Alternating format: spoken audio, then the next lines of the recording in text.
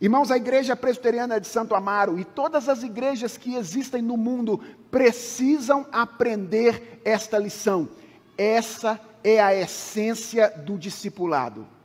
Ser como Jesus é, fazer o que Jesus faz, chamar outras pessoas para serem como Ele é, treinar essas pessoas para serem para fazerem aquilo que Ele faz, em todas as gerações, em todos os lugares. Este é o projeto de Jesus.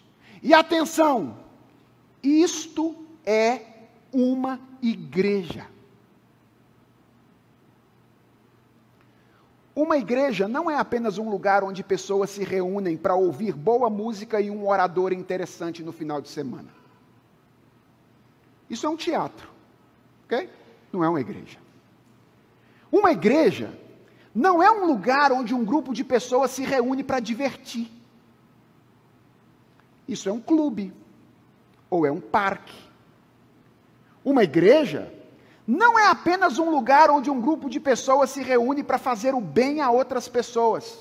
Isso é uma ONG.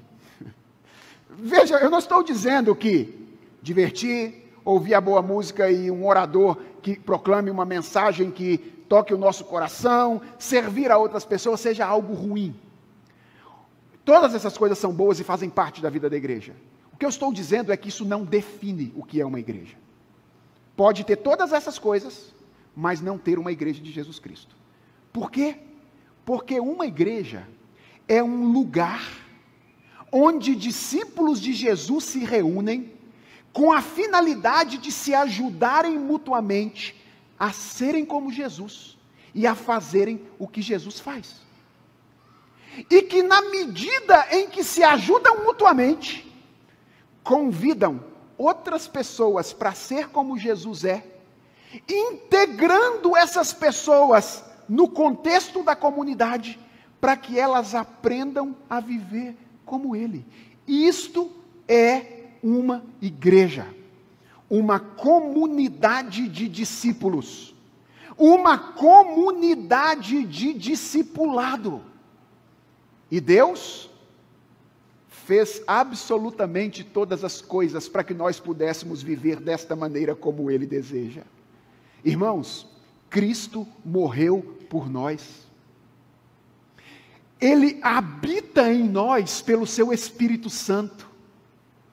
Irmãos, Ele nos dotou com dons espirituais. Ele nos deu a sua palavra para que nós pudéssemos, através dela, aprender o que Ele quer e o que Ele deseja que façamos.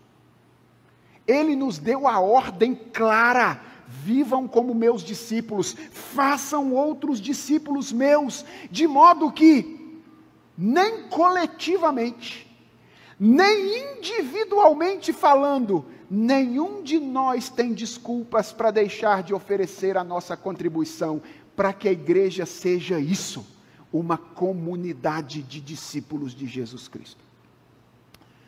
Talvez você esteja olhando para mim aqui, debaixo dessa máscara que você está vestido com ela, e falando assim: pastor, eu entendo o que o senhor está dizendo, sabe? Mas assim, eu não tenho muitos dons, eu não tenho muitos talentos, eu não tenho muitos recursos. Certo? Dê uma olhada para a lista dos homens que Jesus chamou aí, que está registrada no capítulo 3 de Marcos. Minha pergunta é: o que é dito a respeito da grandeza, das boas condições que esses homens tinham para realizar o ministério? Nada. Se existe alguma coisa que chama a atenção nessa lista, é que nada há de especial nos nomes que acompanham. Essa é a única coisa de especial que tem aí. É que não tem absolutamente nada de especial nesses nomes. Por quê? Porque Deus tem prazer por fazer assim. Usar vasos aparentemente insignificantes para que a glória seja toda dele. Então, se você está na igreja, Deus habilitou você para oferecer a sua contribuição para que o discipulado possa acontecer.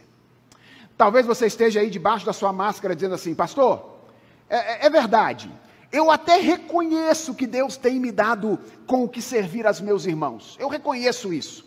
Não é por isso que eu não estou engajado no serviço, envolvido na comunidade da fé, ajudando os meus irmãos a se tornarem discípulos de Jesus. É porque eu já tive muitas decepções ao longo da minha vida. Todas as vezes em que eu me envolvi com alguma coisa, pastor, deu problema e eu me decepcionei.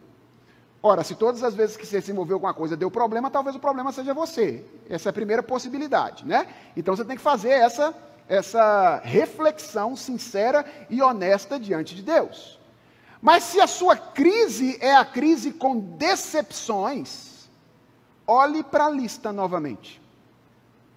Qual é o primeiro nome que aparece aí? Qual é o primeiro nome da lista? Pedro. Quem foi Pedro? Um crente verdadeiro, sincero, que deu trabalho para Jesus Cristo a vida inteira. E ainda no final do ministério dele, ele o negou 3 vezes. E qual é o último nome que aparece aí? Qual é o último nome que aparece aí? Judas. Um homem que nunca se converteu. Participou do grupo apostólico a vida toda, sendo beneficiado com a misericórdia prática de Jesus Cristo ao longo da vida, mas que nunca se tornou discípulo dele. Fique tranquilo. Jesus entende as suas decepções. Ele sabe bem o que é ser decepcionado por outras pessoas. E se você for sincero, você admitirá que ele sabe isso não apenas da parte de terceiros, como Pedro ou Judas. Ele sabe o que é ser decepcionado por você. Ele sabe o que é ser decepcionado por mim. Mas misericordiosamente, graciosamente, Ele não nos lança fora. Ele nos mantém como parte do seu projeto de estender o seu ministério pelo tempo e pelo espaço, até que o último dos eleitos seja alcançado pela graça e pela mensagem do Evangelho. Ele age para conosco com misericórdia e com graça.